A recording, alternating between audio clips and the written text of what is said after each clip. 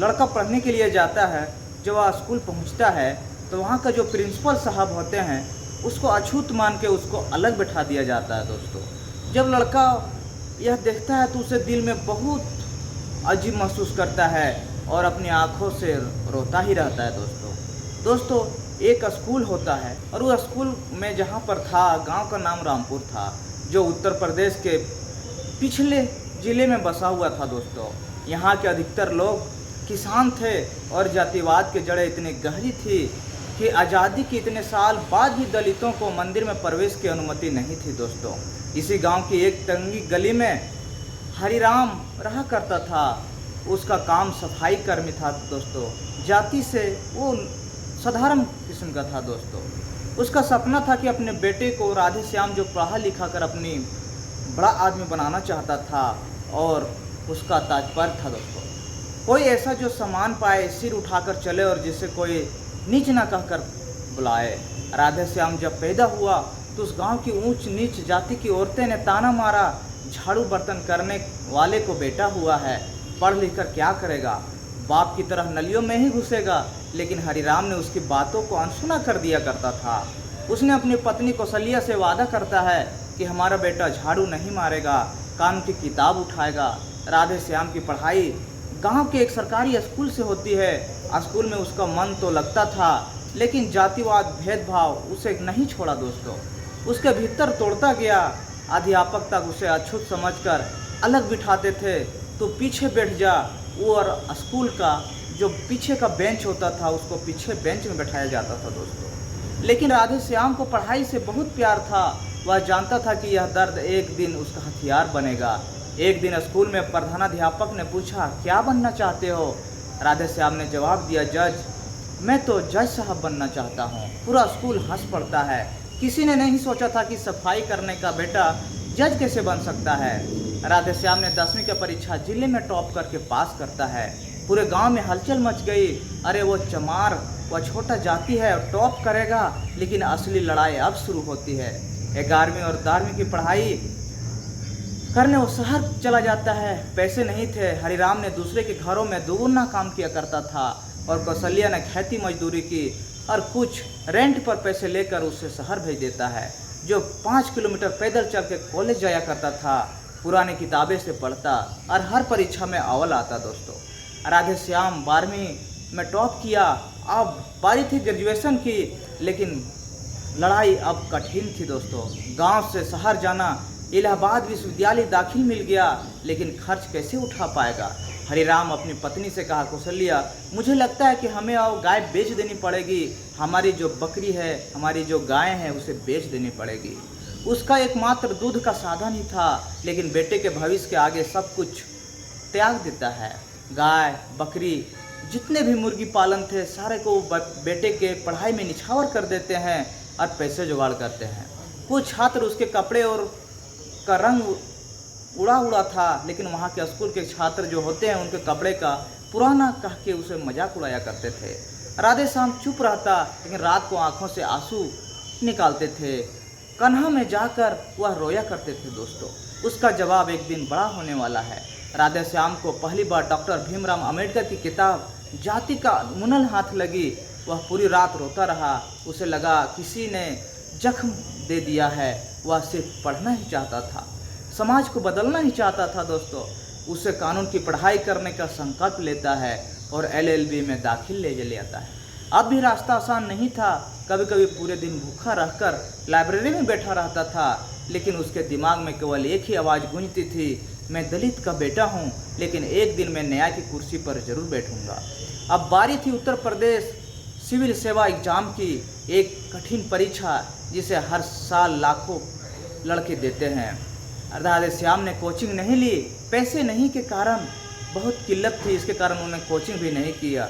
रात भर इधर उधर से जुगाड़ करके किताबें ला के पढ़ाई किया करते थे। वे दिन आ गया निकला। लोगों ने व्हाट्सएप पर लिस्ट भेजनी शुरू कर दी। राधे श्याम अपने कमरे में बैठा था, आंखें बंद थी। तभी उसके दोस्त ने दरवाज़ा खटखटाया। राधे श्याम, नाम आ गया है तेरा, जज बन गया है तू। यह सुनकर राधे श्याम जमीन पर बैठ गया। वह फूट फूट कर रोने लगा। पहली बार उसने खुद से कहा, पिताजी का सपना पूरा हुआ। अब इलाहाबाद हाई कोर्ट से नियुक्ति पत्र मिला राधे श्याम जाटव सिविल जज जूनियर डिवीजन। जब यह पहली बार जज की वर्दी पहनकर गांव लौटा तो पूरा रामपुर उसे देखने उमड़ पड़ा दोस्तों।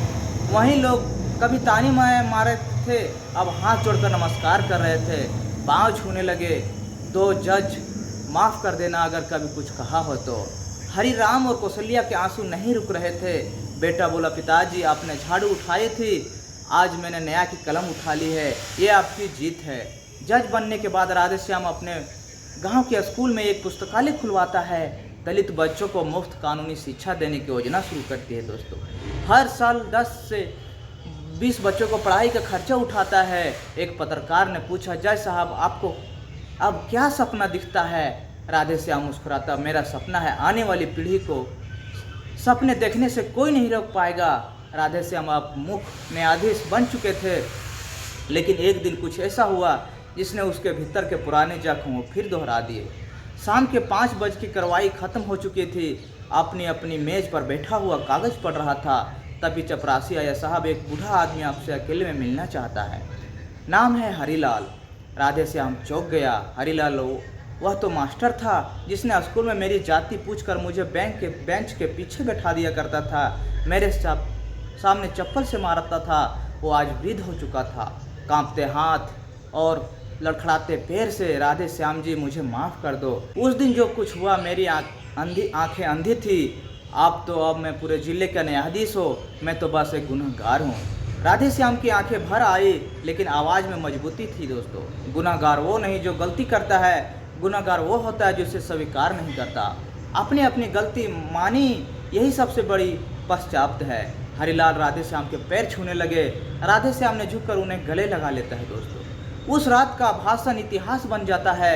अगले ही दिन एक संविधान समारोह में राधे श्याम का मुख्य अतिथि के रूप में बुलाया जाता है। वहाँ प्रदेश के मंत्री, न्यायाधीश और सैकड़ों छात्र उपस्थित थे। उनसे कहा, आपकी कहानी पूरे देश के बच्चों की बताई जाएगी, कृपया मंच पर आकर कुछ कहें। राधे श्याम माइक पर आया। मंच शांत हो गया। उसने बोला, शुरू किया, मैंने जीवन में 3 बड़े सत्य देखे हैं। पहला, दलित होना अपराध है नहीं, लेकिन चुप रहना गुनाह है। दूसरा, शिक्षा सबसे शांत लेकिन सबसे शक्तिशाली हथियार भी है। नया मंदिर नहीं है, एक संकल्प है। हर कमज़ोर के लिए मुझे मेरी जाति याद दिलाती है 1000 बार, लेकिन हर बार मैंने अपनी किताबें खोली। भूख थी, गरीबी थी, अपमान था, लेकिन मेरे माँ बाप का विश्वास सबसे बड़ा आशीर्वाद था। आज मैं जज हूँ, लेकिन असली जज वो किसान है जिसने अपने बेटे को खेतों की ब्याज पर किताबें दिया करता था। अगर आप भी दलित हैं या पिछड़े हैं या कोई आपसे बदतमीजी करता है तो आप जवाब दीजिए, बस मेहनत कीजिए, क्योंकि एक दिन वही होगा जो आप चाहेंगे और आप गान गाकर पहनकर केस सुनाते रहेंगे। तालियों की गूंज पूरे हॉल में गूंजने लगी दोस्तों। रामपुर गांव में अब हालत बदल चुके थे। वहीं लोग जो कभी दलित से दूरी बनाकर चलते थे, अब उनके बच्चों को पढ़ने के लिए भेजा करते थे दोस्तों। गांव की सबसे पुरानी धोबी बस्ती में एक नया बोर्ड लगा, राधे श्याम स्मृति पुस्तकालय, जहां हर जाति और धर्म के बच्चों के साथ बैठते थे। एक राधे श्याम गांव आया और उस टूटी सी चटाई पर बैठा जहां बचपन में माँ कहानी सुनाया करती थी। पास में 10 साल का बच्चा बोला, साहब क्या मैं एक दिन जज बन सकता हूँ? राधे श्याम मुस्कुराया, माथे पर हाथ रखकर बोला, तू जज नहीं बेटा, तू देश का मुख्य न्यायाधीश बनेगा, बस पढ़ाई मत छोड़ना। दोस्तों, यह कहकर बच्चा बहुत मुस्कुराता है और मुस्कुराकर गांव वाले उसको बहुत सी बधाइयाँ और अपना आशीर्वाद देते हैं दोस्तों। लेकिन ये कहानी इस तरह से घटना पर आधारित हो जाती है कि कोई भी समाज में इस तरह से कोई पढ़ने वाला लड़का या कोई दलित बोल के इस तरह से किसी के साथ दुर्व्यवहार करता है, स्कूल में उसके साथ बैंक के पिछले बेंच में बिठाया जाता है, इस तरह से वो जो अध्यापक होता है उससे भी बहुत अफसोस आता है दोस्तों। इसलिए कामयाबी होना बहुत ही ज़रूरी है। आप लोग भी अपने घर के बच्चों को कामयाब होने के लिए कोई छोटी मोटी चीज़, कोई बड़ी चीज़ पर तुलना मत करना। आपके पास जितने ही है उतने ही में बच्चे को पढ़ाया कीजिए। हो सकता है उसका मन पढ़ाई में लगे और आगे चल के कुछ कर जाए। दोस्तों, अगर आप लोग मेरे चैनल पर नए हैं तो एक रिक्वेस्ट है, चैनल को सब्सक्राइब कर दीजिए और कहानी थोड़ा सा भी अच्छा लगे तो एक कमेंट कर दीजिए। फिर मिलते हैं अगले वीडियो में, तब तक के लिए नमस्कार।